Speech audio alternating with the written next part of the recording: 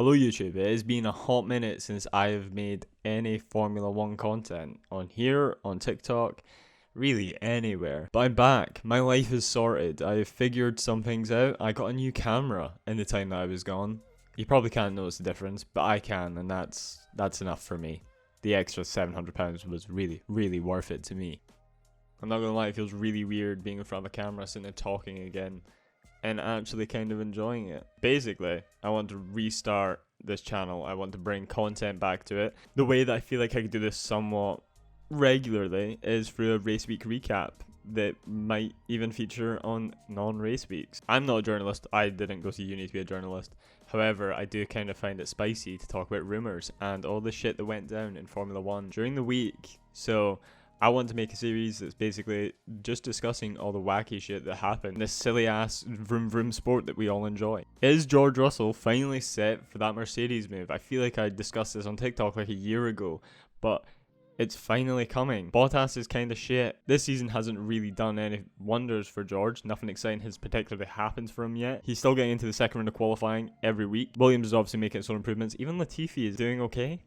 But Bottas is currently sitting fourth in the World Championship behind Sergio Perez and Lando Norris. Is this man about to see himself drop from the fastest car, or one of the fastest cars on the grid, to one of the slowest cars that can't even score any points without having really ever made an impact on the sport in any significant way? Personally, I don't really mind what happens to Bottas. I've always been indifferent on the man. He does exactly what he needs to do for Lewis, but now he's just not. And I think Mercedes are realising that relying on Lewis to do absolutely everything won't work forever. Relying on you, little Lewis, Mr. George Russell, might be the way. And it hurts me to say that I might actually kind of want to see some Merc dominance when he steps up to that car. When he was in that car against Bottas, it was thrilling.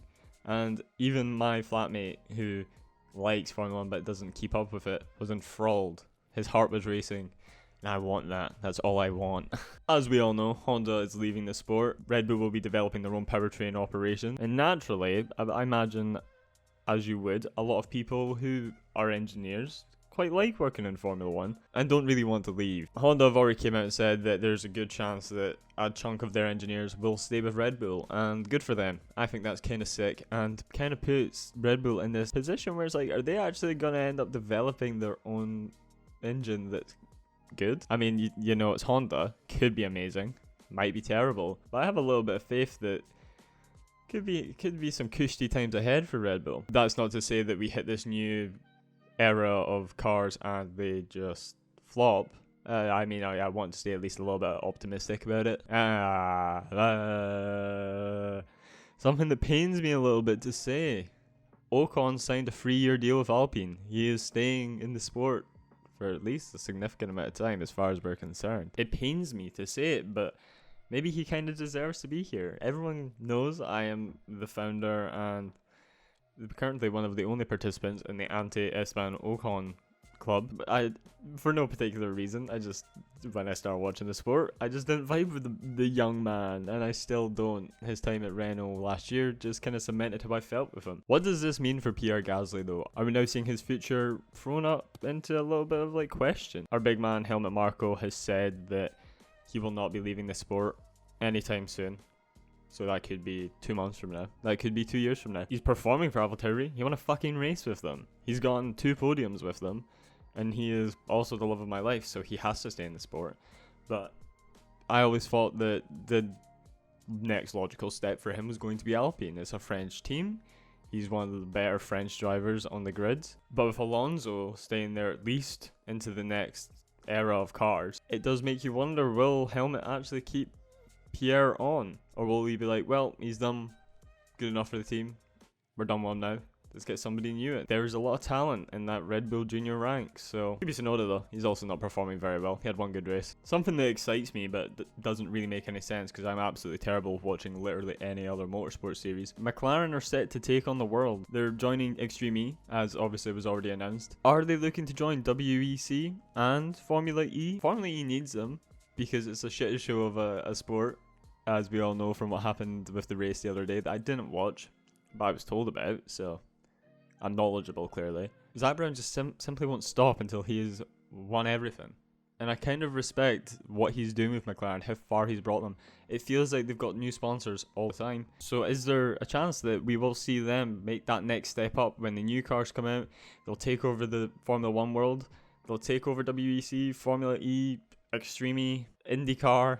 I'm trying to think of other racing series, but I'm, like I said, terrible. I like all racing. I just don't watch all racing. Total Will said during the week that it is normal for Mercedes drivers to switch chassis midway through the season, especially with Bottas underperforming. We're looking to see if there would be a difference. Is it something wrong with the car? No, there's not. At least it doesn't seem like it, because Hamilton outqualified Bottas anyways. But Nico Rosberg did say that this was not a common thing to do, that this is very odd. And I'm a big fan of Nico, but it turns out he was telling a little bit of a white lie when it came out that they did in fact do this for the 2015 season. Mercedes posted a tweet in 2018 that basically explains how that chassis from 2015 is one of the most successful chassis in Formula 1. So Nico, I don't know where you got your facts from, bro, but maybe check them. Love you though. You have a cool YouTube channel. I don't think I really need to go deep on this. Michael Massey is a Mongo and doesn't really deserve to be in the spot he's in. He's in there from circumstance, from the unfortunate passing of Charlie, and doesn't know how to do his job, and somehow gets to keep going week in, week out, without anybody on the inside really questioning his decisions. All those fans can see what we want, but we know what that means for Formula 1. Nothing. On to the race. Oh my god. I almost missed this race because it's the French GP. I've missed the other one since I've been in Formula 1, I'm pretty sure, because it was just a known thing. They're kind of naff. You're not really going to get any fun racing content out of it, and all the group chats were basically saying, oh, past lap 2, time to go to sleep. Yeah. No, it was actually quite fun. There were lulls, as there always is, but the midfield battle was exciting. Different strategies all over the place, possibly deciding the World Championship, and a fight to the second last lap where Max finally took over Lewis and won the race. Mercedes messed up their strategy. Red Bull got it right. Oh my god. I'm not going to go too deep on this race just because this is my first video back. I'm still trying to figure out what I really want to do with this series. Do I want to focus on the races a little bit more at the end, after I talk about all the other stuff? I don't know, but this was really, really fun to record, and I'm really excited to be back. Thank you for watching. See you next time.